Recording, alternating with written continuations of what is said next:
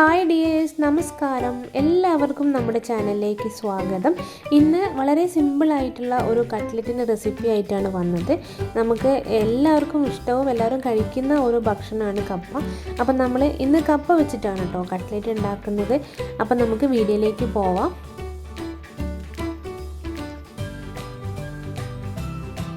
അപ്പം കട്ട്ലറ്റിന് വേണ്ടിയിട്ട് ഞാനിവിടെ 1/2 കിലോ കപ്പ ഉപ്പ് ചേർത്ത് വേവിച്ചെടുത്ത് വെച്ചതാണ് കേട്ടോ. പിന്നെ ഒരു വലിയ സവാളയാണ് എടുത്തത്.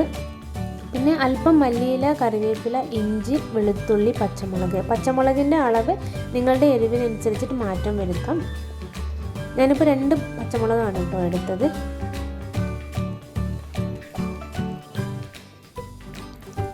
ഇനി നമുക്ക് ഒരു പാൻ വയ്ക്കുക. അതിലേക്ക് അല്പം ഓയിൽ ഒഴിച്ച് കൊടുക്കാം. ഒരു 2 ടേബിൾ സ്പൂൺ മതിയാകും.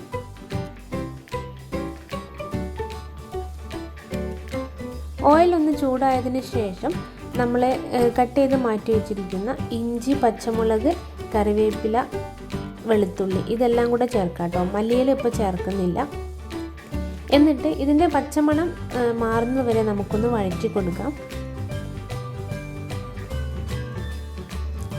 ഇനി ഇതിലേക്ക് നമ്മൾ കട്ട് ചെയ്ത് വെച്ചിരിക്കുന്ന ഉള്ളി ചേർക്കാം കേട്ടോ. ഞാനിപ്പം ഒരു വലിയ സവാളയാണ് എടുത്തത്. ഇനി ചെറുതാണെങ്കിൽ നമുക്ക് 2 സവാള എടുക്കാം. ഇത് നന്നായിട്ടൊന്ന് വഴറ്റി കൊടുക്കണം. അല്പം ഉപ്പും കൂടി ചേർത്തിട്ടുണ്ടെങ്കിൽ നമുക്ക് പെട്ടെന്ന് തന്നെ ഇത് വഴഞ്ഞ് കിട്ടും.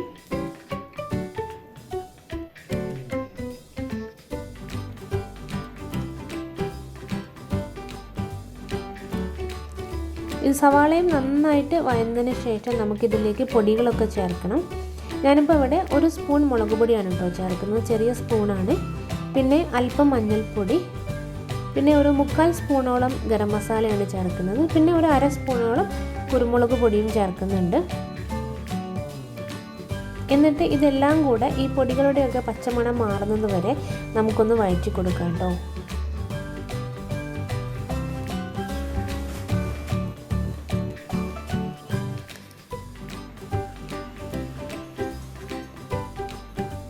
ഇതുപോലെ ആവുമ്പോൾ നമുക്കിതിലേക്ക് ഒരു 3 സ്പൂണോളം വെള്ളം ചേർത്ത് കൊടുക്കാം. ഒരു 2-3 മിനിറ്റ് ആവുമ്പോഴേക്കും ഈ വെള്ളമൊക്കെ നന്നായിട്ട് വറ്റിയിട്ടുണ്ടാവും കേട്ടോ, നന്നായിട്ട് ഡ്രൈ ആയിട്ടുണ്ടാവും. ആ സമയത്ത് നമുക്കിതിലേക്ക് നമ്മൾ ഓൾറെഡി വേവിച്ച് വെച്ചിരിക്കുന്ന കപ്പ ചേർത്ത് കൊടുക്കാം. എന്നിട്ട് ഈ മസാലയും കപ്പയും എല്ലാം കൂടെ നന്നായിട്ട് യോജിക്കുന്ന രീതിയിൽ നമുക്കിതൊന്ന് മിക്സ് ചെയ്ത് കൊടുക്കാം.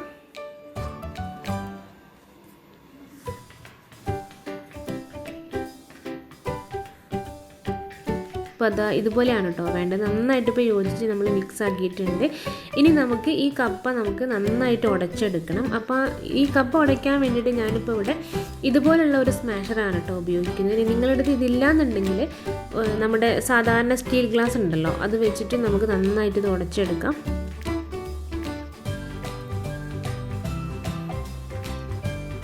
നന്നായിട്ട് വെന്ത കപ്പയാണ്, അതുകൊണ്ട് പെട്ടെന്ന് തന്നെ നമുക്ക് നന്നായിട്ട് ഉടഞ്ഞു കിട്ടും. ഇതാ ഇതുപോലെയാണ് കേട്ടോ വേണ്ടത്. ഇനി നമുക്ക് ഇതൊന്ന് നന്നായിട്ട് തണുത്തതിന് ശേഷം നമുക്കിതൊരു പ്ലേറ്റിലേക്ക് മാറ്റാം.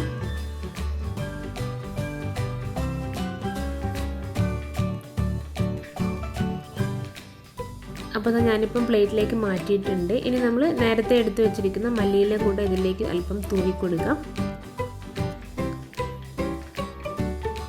ഇനി അതൊരു സൈഡിലേക്ക് മാറ്റി വയ്ക്കാം.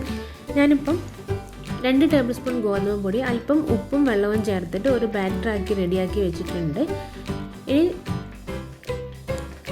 നമ്മുടെ 2 കൈയിലും നന്നായിട്ട് എണ്ണ തടവിയതിന് ശേഷം ഇതിൽ നിന്നും അല്പം മാവ് എടുത്തതിന് ശേഷം നമുക്കിത് നന്നായിട്ടൊന്ന് ഉരുട്ടിയെടുക്കാം കേട്ടോ. ഞാനിപ്പം ഇങ്ങനെയാണ് ഉരുട്ടിയെടുക്കുന്നത്, ഉരുട്ടി പരത്തിയെടുക്കുന്നത്. ഇനി നിങ്ങൾക്ക് ഇഷ്ടമുള്ള സൈസോ അല്ലെങ്കിൽ ഇഷ്ടമുള്ള ഷേപ്പോ ഒക്കെ ആക്കിയെടുക്കാം.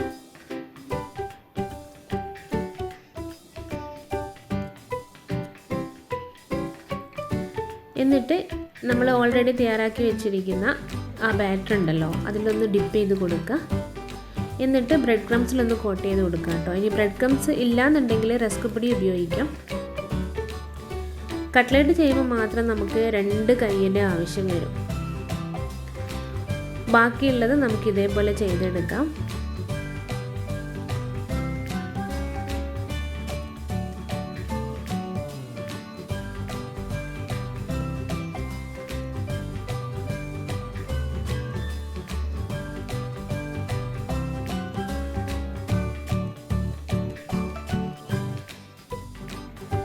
അപ്പം മക്കളുടെ തിരക്ക് കാരണം ഞാനിപ്പം 6 എണ്ണം മാത്രമാണ് കേട്ടോ ഇപ്പോൾ ചെയ്ത് കാണിക്കുന്നത്. അപ്പോൾ പിന്നെ ഞാൻ വീഡിയോ ഒക്കെ റെക്കോർഡൊക്കെ ഓഫ് ചെയ്തതിന് ശേഷമാണ് ഞാൻ ബാക്കി ചെയ്തെടുത്തത്. അപ്പം നമുക്കൊന്ന് ഫ്രൈ ചെയ്തെടുക്കണം. അതിന് വേണ്ടിയിട്ട് ഇവിടെ ഒരു പാനിൽ നമ്മൾ ഓയിൽ ഒഴിച്ച് ചൂടാക്കാൻ വെച്ചിട്ടുണ്ട്. ഓയിലൊന്ന് ചൂടായതിന് ശേഷം നമുക്കിതിലേക്ക് കട്ട്ലറ്റ് വെച്ച് കൊടുക്കാം.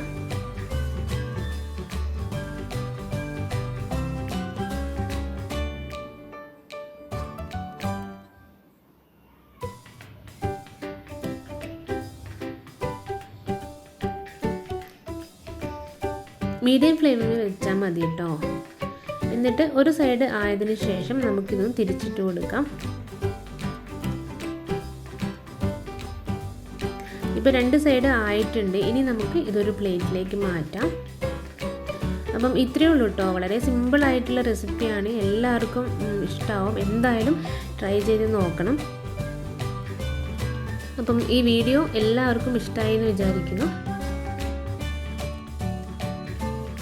അപ്പം ഇന്നത്തെ വീഡിയോ ഇത്രയേ ഉള്ളൂ. വളരെ സിമ്പിളായിട്ടുള്ള ഒരു കട്ട്ലറ്റിൻ്റെ റെസിപ്പിയാണ്.